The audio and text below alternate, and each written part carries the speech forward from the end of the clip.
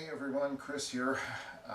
We're here in Gifu, Japan again. It's January 2016, and I thought you'd be interested to see some of the aspects of a standard business class hotel. That is a specific thing in Japan. The main thing that you're going to have to look out for is space or lack thereof. Generally, the Japanese business hotels are spotlessly clean, but they're tiny, really tiny. However, if you're on a budget, there's nothing like them. They're an unbeatable deal. This room, which has 2 beds in it, we're getting right now for a little under $58 American per night, which is an amazingly good deal, even here in a relatively small city in Japan. So if you're on a budget, as I say, the business hotels can be a great deal. If you need more space, you're going to have to go up and you're going to have to pay more. That's all there is to it. But what you can expect is super clean room, and in this case,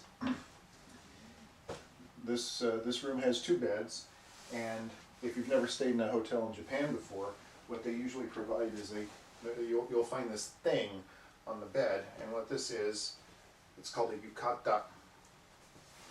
I guess I emphasized that K too much. Yukata. It's a bathrobe. It doesn't have any, well, it does have buttons on the front, but it's just for you to hang out in. I've never used them myself, but they're always here. They also provide slippers, 1 for each bed. Now, I'm fairly tall. I'm about 6 feet tall, and you might think that in such a cramped room, the bed itself would be really tiny, but actually, it's not. If I lie down on here, my feet don't hang off the end. It's actually longer than in some American hotels. So in that respect, it's fantastic for me. But there are no closets.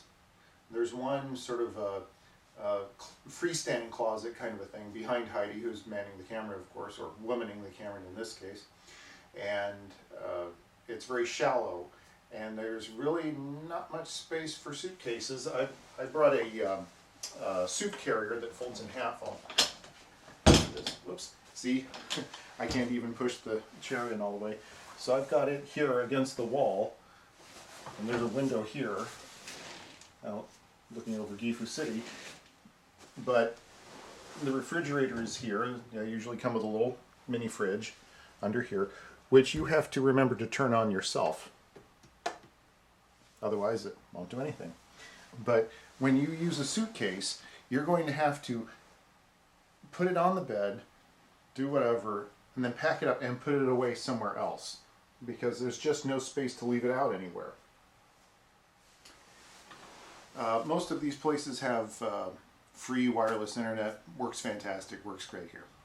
Now, one of the things that can trip you up a little bit, almost literally, is the bathroom. They're a little bit different than in American hotels. Most of these cheaper hotels, even though I guess that's a pejorative term, they're really pretty good, but the lower end hotels have what they call a unit bathroom, and what that means is that the entire bathroom was built as a unit in a factory and then dropped into this room as the building was being built. And this one is very typical. So Heidi, why don't you move over this way so that I can get past you there, because there's not room for both of us to get through this space here. There's the front door, so from the front door to the bed is maybe 6 feet, very small. But here's the bathroom.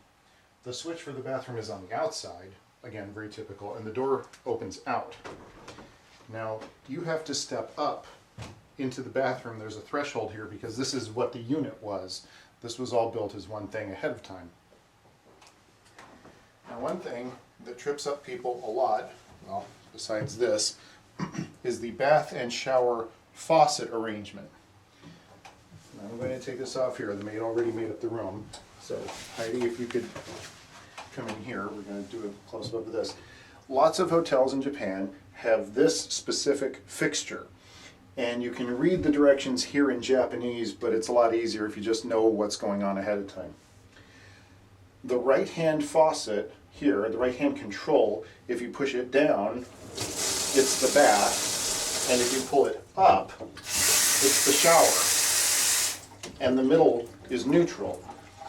the temperature control is on the left over here, completely separate from this. So it doesn't matter how you adjust this, the temperature is completely independent, which isn't like a lot of American fixtures. The Japanese generally do not provide bars of soap. They have dispensers. They like this kind of thing. And one thing that is a 50-50 chance if you come to Japan, to one of these hotels, is that generally they don't provide washcloths. They'll give you towels, full-size bath towels. They'll give you hand towels. But Heidi and I went and bought a couple of these at a local convenience store because we Americans are used to having washcloths, and they don't provide them. The commode, shall we say, is the standard Japanese washlet kind of a deal with the control panel. You can pretty much ignore this. If you don't want to use anything, just don't bother with it. But when you sit down, it will turn on water inside, which won't do anything for you, but you might be kind of surprised that something happens at all if you're not prepared for it. And also, sometimes they have the seat warmer on, and if you're not expecting that, it can be a little bit surprising, although rather pleasant once you get used to it. Most of these hotels, in the mirror section here, and it's hard to demonstrate, but I can actually feel that it's warm right here.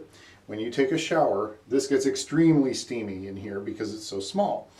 There will be a square area right above the sink, electrically heated, which will not fog up. So you don't have to wipe it down with a towel. It's kind of a nice touch. They expect you to keep the door shut at all times if you're using the shower, because if you don't, it'll set off the fire alarm. Nice, but very typical. Coming out here, again, we have to close this behind us because we're so close. This is the only storage in the room, and it's a small cabinet that's only this deep. So obviously you have to put clothes in this way rather than this way, which takes a little bit of getting used to. That's all I can think of for now. We were going to film the buffet breakfast downstairs, but they didn't want me to. But I'll tell you that, again, most business hotels in Japan, the buffet is going to be a mix of Western and Eastern food, Japanese and Western food, which most of the time is really good. Here at this hotel, they have breakfast cereal, including corn flakes and chocolate flakes, which are like Cocoa Krispies or something. They have rice balls with seaweed. They have regular sausage and scrambled eggs. And they also have miso soup and rice. So it's almost 50-50 Eastern and Western, and actually quite good and free with the room.